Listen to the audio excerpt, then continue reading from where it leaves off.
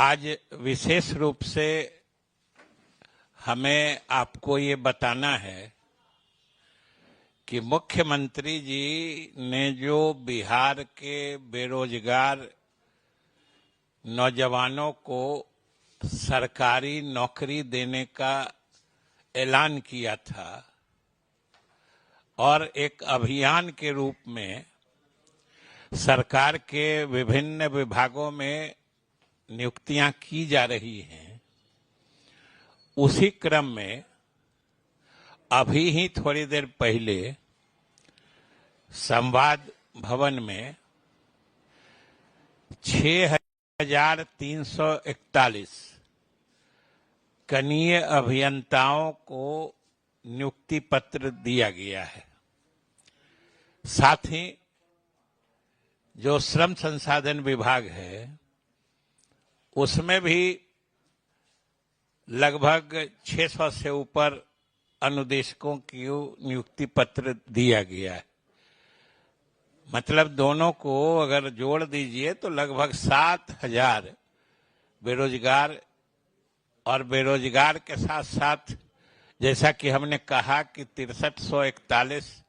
तो कनीय अभियंता हैं, यानी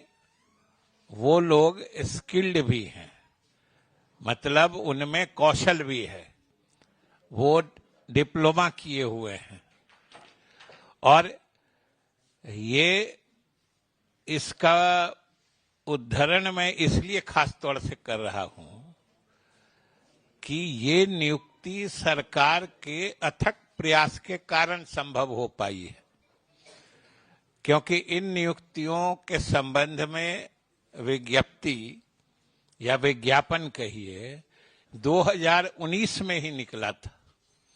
और लगभग जो आप देख रहे हैं कि 5-6 वर्षों से अधिक से ये नियुक्तियां जो विधिक गतिरोध था उसके कारण रुकी पड़ी हुई थी। और चूंकि कनीय अभियंता चाहे किसी विभाग से संबंधित हो, उनके नियुक्ति का प्राधिकार या नियुक्ति के संबंध में निर्णय लेने का नोडल डिपार्टमेंट जो होता है वो जल संसाधन विभाग ही है, जिसका प्रभार मुख्यमंत्री जी ने मुझे दे रखा है। इसलिए मैं इस पूरे मामले से पूरी तरह अवगत हूं कि किस तरीके से 7 वर्षों से ये सारी नियुक्तियां रुकी पड़ी हुई थी, लेकिन मुख्यमंत्री जी से परामर्श करके हम लोगों ने इस मामले में मुस्तैदी से पहल की, क्योंकि इसमें कई पक्षकार हो गए थे। एक तो जो संविदा पर पहले से कनीय अभियंता काम कर रहे थे, दूसरे जो बिहार के अंदर के सरकारी संस्थानों से डिप्लोमा प्राप्त करने वाले अभ्यर्थी थे, तीसरे जो बिहार के अंदर जो गैर सरकारी लेकिन एफिलिएटेड जो यूनिवर्सिटी से एफिलिएटेड थे, उन संस्थानों से डिप्लोमा प्राप्त कनीय अभियंता थे, और उसके बाद कुछ बिहार से बाहर के संस्थानों से जिन लोगों ने डिग्री प्राप्त की थी। तो इस तरीके से इस मामले में कई पक्षकार हो गए थे, जिनके अलग अलग दावे थे, अलग अलग तर्क थे। और ये मामला समझिए 2019 से लगातार पटना उच्च न्यायालय से लेके उच्चतम न्यायालय तक ये विधिक पेचीदगियों में और समझिए कि गतिरोध में उलझकर फंसा हुआ था, नियुक्ति नहीं हो पा रही थी। मुख्यमंत्री जी से परामर्श करके हम लोगों ने इसमें विशेष पहल की। उच्चतम न्यायालय में हम लोगों ने जो अलग अलग पक्षकार थे उन लोगों के साथ बैठकर एक समेकित निदान का प्रस्ताव तैयार किया, और विभाग की तरफ से यानी बिहार सरकार की तरफ से हम लोगों ने उच्चतम न्यायालय को एक सुझाव दिया, सुझाव के तौर पर प्रस्ताव दिया, जिसमें सभी किस्म के पक्षकारों की जो बातें थी, जो उनके दावे थे, उसका निदान उसमें समेकित रूप से कर दिया गया था। और मुझे आपको बताते हुए खुशी हो रही है कि हम लोगों ने जो सुझाव, जो परामर्श या जो प्रस्ताव उच्चतम न्यायालय को दिया, उच्चतम न्यायालय ने न सिर्फ उसको उचित माना, बल्कि उस आधार पर अविलंब नियुक्ति प्रक्रिया पूरी करने का निर्देश दिया। और उस प्रक्रिया को हम लोगों ने पूरा किया और बिहार राज्य तकनीकी सेवा आयोग परीक्षा फल प्रकाशित कर चुका है। और आज 6341 कनीय अभियंता जो अलग अलग विभागों में अलग अलग संख्या में जा रहे हैं, सबसे अधिक तो जल संसाधन विभाग का है, फिर योजना एवं विकास विभाग का है, फिर कुछ लोक स्वास्थ्य अभियंत्रण का है, नगर विकास का, इस तरीके से अलग अलग विभागों को इन 6341 कनीय अभियंताओं में फिर वितरित किया जाएगा। तो इसलिए आज ये बिहार सरकार की बड़ी उपलब्धि है। और मुख्यमंत्री जी ने जो वादा किया है, वो अभी तो अपने प्रगति यात्रा के क्रम में अलग अलग जिला में हमेशा बताते रहते हैं कि उन्होंने कहा था कि हम लोग 10 लाख सरकारी नौकरी देंगे नौजवानों को। 10 लाख में से 9 लाख से अधिक 1-1.5 महीना पहले हो चुका था, और समझिए 7,000 अभी हुआ है, आज हुआ है। इस तरीके से जो बढ़ता जा रहा है, जो मुख्यमंत्री जी कहते हैं कि अब चुनाव से पहले जो हमने 10 लाख नौकरी का वादा किया था, सरकारी नौकरी का, चुनाव से पहले लगभग 12 लाख नवयुवकों को हम सरकारी नौकरी देने की योजना बना चुके।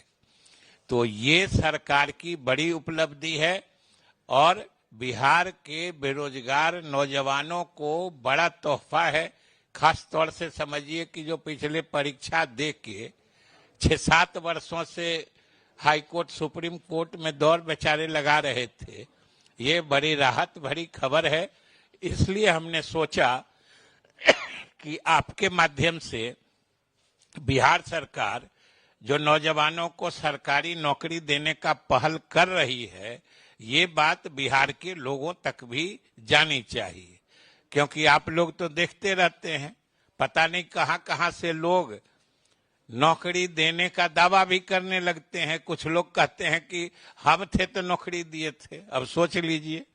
कहां है कि नौकरी बंद हो गई है। नौकरी तो सरकार में लगातार दिया जा रहा है और मुख्यमंत्री की घोषणा के हिसाब से दी जा रही है नौकरियां। तो इसलिए ये बात लोगों को अच्छी तरीके से समझना चाहिए कि नौकरियों का वादा नीतीश कुमार ने किया था, नौकरियां नीतीश कुमार ने ही दी है और नीतीश कुमार ही आज भी दे रहे हैं, जो आज भी दिया है और कल भी वही देंगे। बिहार के लोगों को यह भरोसा रखना चाहिए और खास तौर से बिहार के नौजवान इस बात को समझते भी हैं और उनको आशा है तो सिर्फ नीतीश कुमार से, बाकी लोग भटकाने की भले कितने कोशिश कर ले, वो सफल होने वाले नहीं है। चलिए,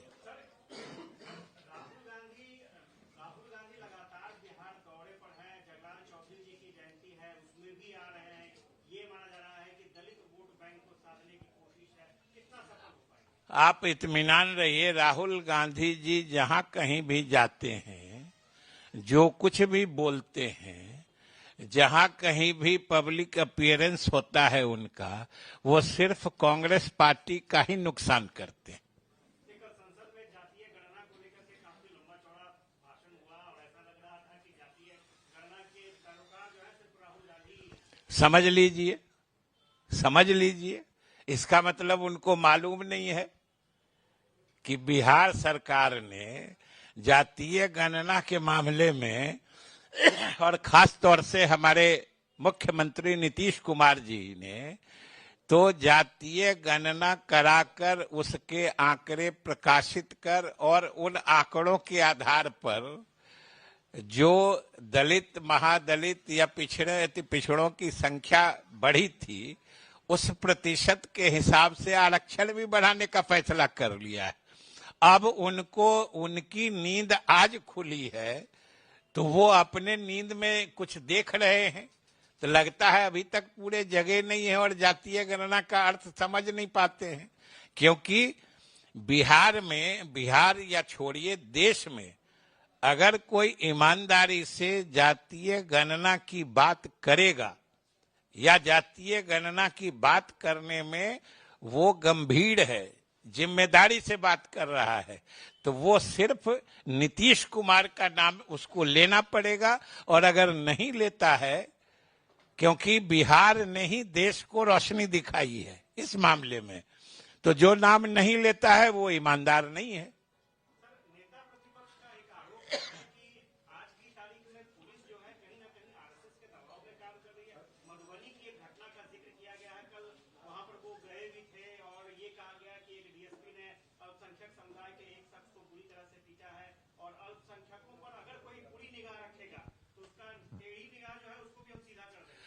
बिहार के अल्पसंख्यकों को,